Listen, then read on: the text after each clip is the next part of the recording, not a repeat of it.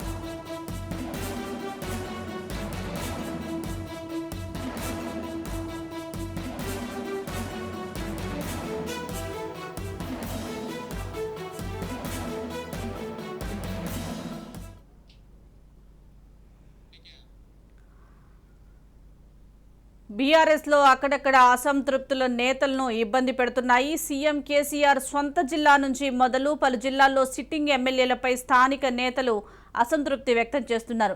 ముఖ్యంగా ఇటీవల నిజామాబాద్, నల్గొండ, ఆదిలాబాద్ జిల్లాలో అసంతృప్తులను బుజ్జగించడానికి అధిష్టానం ప్రయత్నిస్తోంది.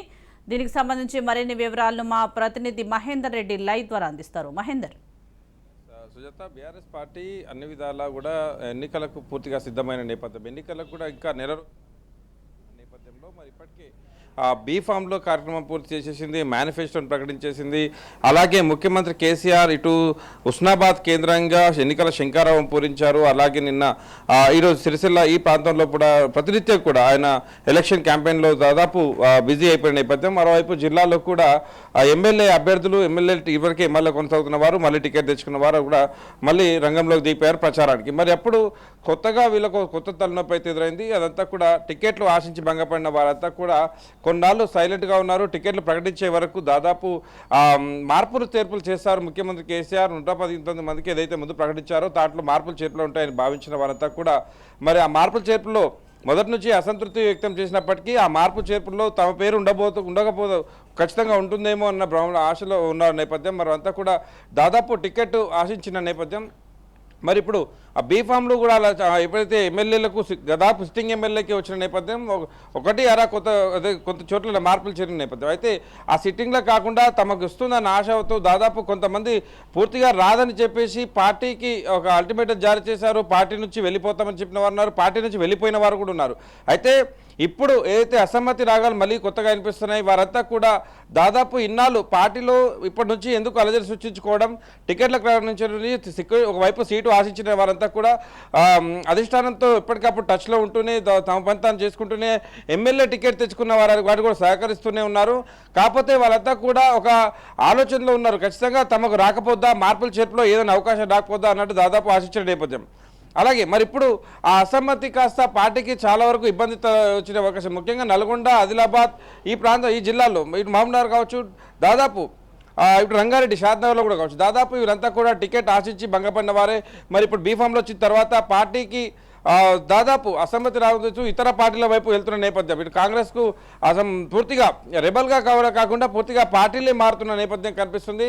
మరి ఇప్పుడు కొత్తగా ఎంతవరకు ప్రయత్నించినా కూడా అసమ్మతి రాగాలను చల్లార్చడానికి పార్టీ అధిష్టానం ఎంతవరకు చల్లార్చినా కూడా అవన్నీ కూడా విఫలం కావడంతో దాదాపు వారంతా కూడా పార్టీ మారుతున్న నేపథ్యం కనిపిస్తుంది. ఇప్పుడు పార్టీ మారడంతో దాదాపు బీఆర్ఎస్ పార్టీ కూడా ఒక డైలమాలో పడిపోయిన పరిస్థితి. ఒకవైపు ముఖ్యమంత్రి కేసీఆర్ మేనిఫెస్టోకి సంబంధించినటువంటి వివరాలు ప్రసంగిస్తూ దాదాపు ఎన్నికల ప్రచారం చేస్తున్నప్పటికీ గ్రౌండ్లో మాత్రం దాదాపు కొన్ని జిల్లాల్లో అభ్యర్థులకు తీవ్ర చుక్కలు కనిపిస్తున్న పరిస్థితి కనిపిస్తుంది.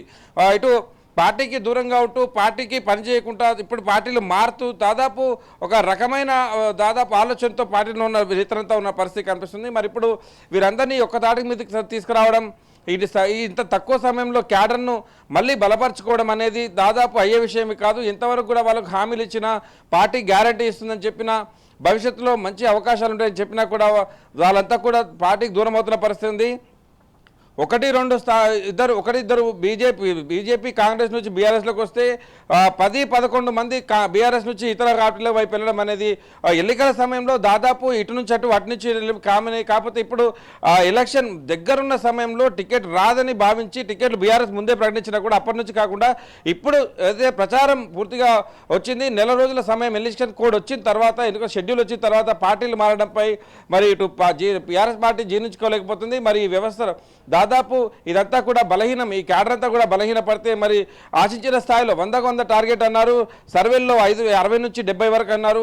మరి ఇప్పుడు వాళ్ళు 100 ఆశించినా సర్వేలో 60-70 చెప్పినా ఇప్పుడు అభ్యర్థులకు సపోర్ట్ చేయకపోతే మాత్రం, సొంత క్యాడర్ మాత్రం దూరం అయితే మాత్రం ఇప్పుడు పూర్తిగా వాళ్ళు ఆశించిన సీట్లలో దాదాపు 50% కూడా రావనే స్పష్టమవుతుంది. ఆ రకంగా రాజకీయ విశ్లేషకులు కూడా ఈ పార్టీ ఫిరాయింపుల దారిపై ఆ రకంగానే విశ్లేషణ జరుగుతున్న పరిస్థితి కనిపిస్తుంది.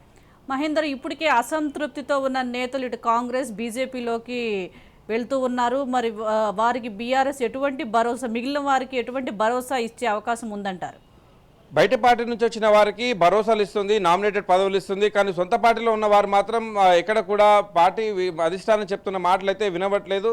పార్టీని విస్మరిస్తూనే దాదాపు వారంతా కూడా బయటికి వెళ్తుపోయిన పరిస్థితి.